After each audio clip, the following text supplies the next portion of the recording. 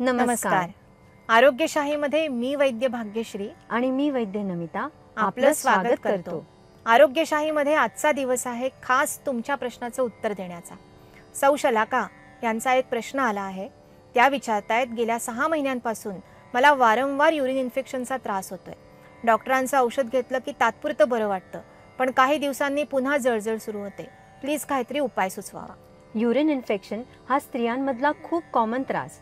जोवर मुलापासून उपचार होत नाही तोवर तुम्ही म्हणता त्याप्रमाणे पुन्हा पुन्हा हा त्रास होत राहतो. कन्व्हेन्शनल औषधं घेण्याने फक्त लक्षणं कमी होतात, परंतु आतला इन्फेक्शन तसंच राहतं आणि थोडंही कारण मिळालं की पुन्हा ओफाळून बाहेर येतं. आयुर्वेदिक औषधांचा मात्र या तक्रारीवर उत्तम उपयोग होताना दिसतो. चंद्रप्रभा आणि पुनर्नवा घनवटी या 2 गोळ्या सकाळी 2 आणि संध्याकाळी 2 या प्रकारे घेण्याचा तुम्हाला उपयोग होईल. तसेच जेवणानंतर 2 चमचे पुनर्नवासव 2 चमचे पाण्यात मिसळून घेण्याचाही फायदा होईल. ही सर्व औषधं आयुर्वेदिक औषधाच्या कुठल्याही दुकानात अगदी सहज मिळू शकते.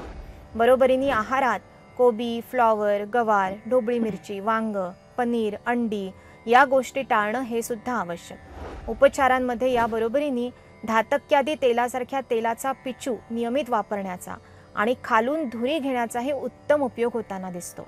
धुरीसाठी पेटलेल्या निखाऱ्यावर कडुनिंबाची पानं, वावडिंग, हळद, लसणाची टरफलं आणि थोडंसं तूप टाकून धूप करता येतो. या उपायांनी बरं वाटेलच, पण इन्फेक्शन मुळापासून बरं होण्यासाठी एकदा वैद्यांचा प्रत्यक्ष सल्ला घेणंही चांगलं. पाहत रहा आरोग्यशाही लोकशाही मराठीवर.